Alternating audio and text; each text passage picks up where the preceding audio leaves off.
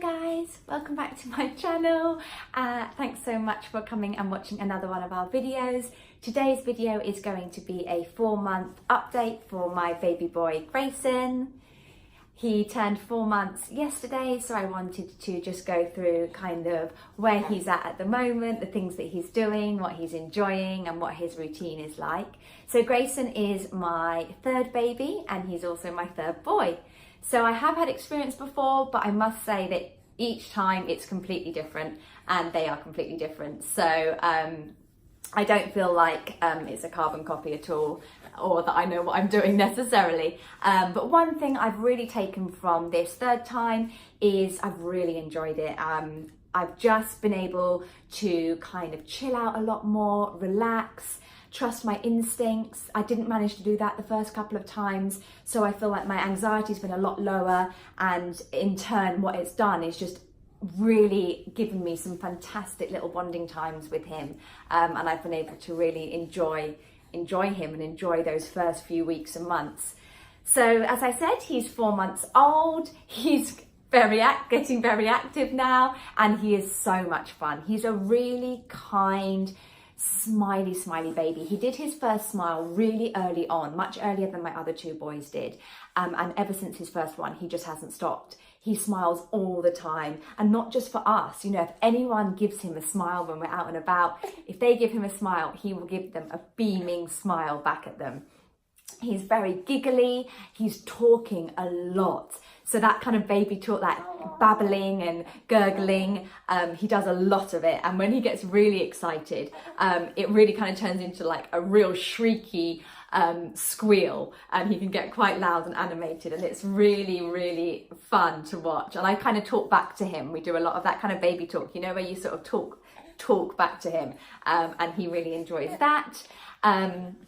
So in terms of kind of his feeding schedule and things like that, so he is breastfed exclusively since birth, and that's going really well. He feeds on demand, so there's no kind of set times for when I breastfeed him. It's just as and when he kind of asks for it during the daytime, but that works well for us. And then he does wake through the night for breastfeeds as well. In the early days, in terms of sleeping, when he was a few weeks old, he was starting to kind of only wake once or twice during the night. And I thought I was onto something amazing because my other two boys were awful sleepers. But then he kind of had his first year jab, not first year, he had his 3-month jab. He had to do a pit stop for a feed. But yeah, when he had his kind of first lot of jabs, it set him off quite a bit and made him quite unsettled. And ever since then, he has been waking quite frequently in the night. A couple of weeks ago, I had a really bad stint of about a week and a half where he was waking a lot, but not just that. I can deal with him waking a lot and breastfeeding and then going back down, but he went through a real period of waking frequently, feeding, but then not being able to settle back to go to sleep again. So it meant just several hours of just being up with a kind of unsettled, moany baby, and that was really difficult. He's kind of come out of that now, and he's back to just waking fairly frequently through the night a few times. But what happens is I just breastfeed him, and then I'm able to pop him back into the snooze pod next to me. So his sleeping arrangements are that we have a snooze pod next to us, and inside there is the sleepy head mattress, and he sleeps inside there. He sleeps on his tummy. I know that with my first two boys, I kind of really strictly followed the guidelines that are set out saying that they should sleep on their backs. But this time round, I kind of really just went with my motherly instinct. He was not happy on his back, and he was really comfortable sleeping on his tummy. And so I made sure I monitored him. We've got a video and a sound monitor. He's obviously right next to me. But I made that decision to kind of let him sleep on his tummy, which is what he wanted. And now he does all his sleeping on his tummy. And that's how he really enjoys it, and that's how he sleeps best. So I'm really happy that I was able to, you know, like I say, use my gut instinct and go with that. And what in turn I find that has actually done is make him a lot happier on his tummy during like tummy time during the day. So where my other two boys were really unhappy being on their tummies, to the point where I ended up just kind of not bothering to put them on their tummies because I couldn't deal with, you know, the crying and whinging about it.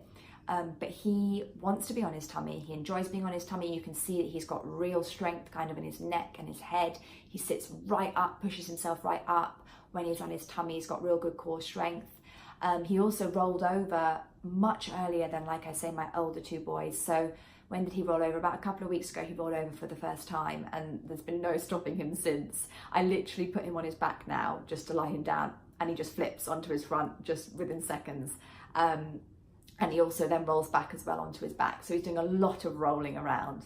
So yeah, physically, I feel like he's really strong, and he's got a really good kind of awareness of his body. And I'm really happy with that. He's starting to sort of almost even try and sit up at times. You know, if you lie him down and he's not in that kind of mood, you can see him pushing with his tummy to try.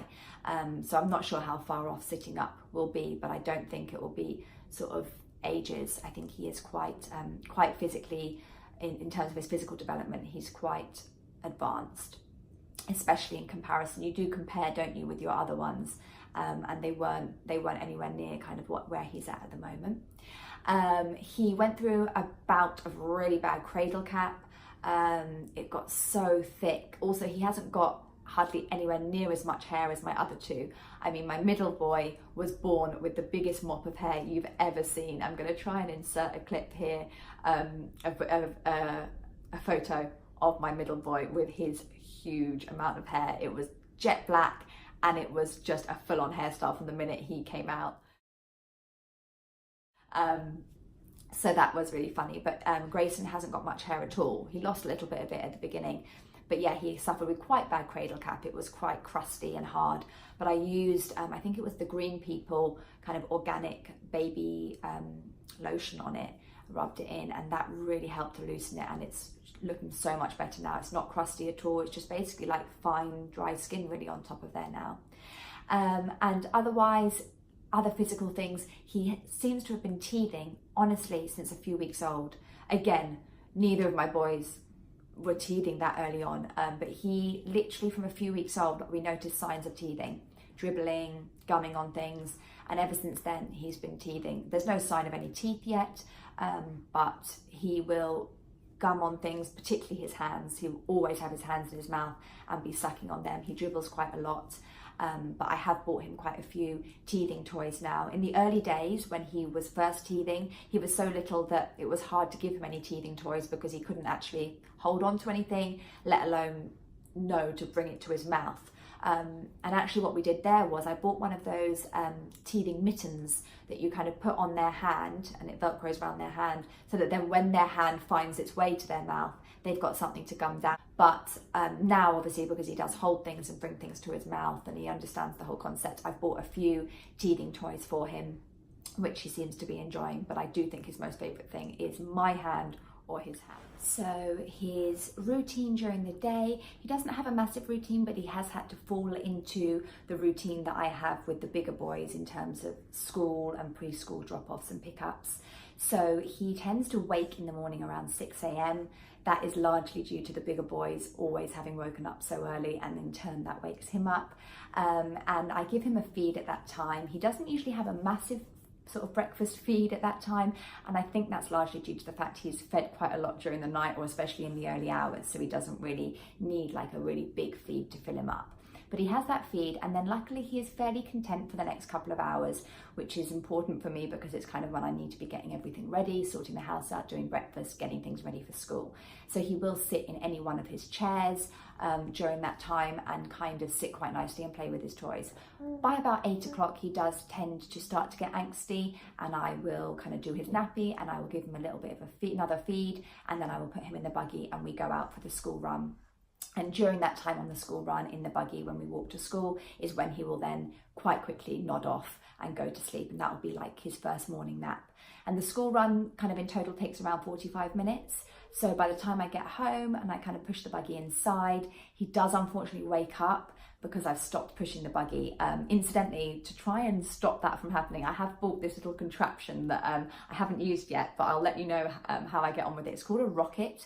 and you attach it to your buggy, and it basically kind of vibrates and moves the buggy when it's stationary, so that the baby feels like it's still moving along, and hopefully then naps a bit longer.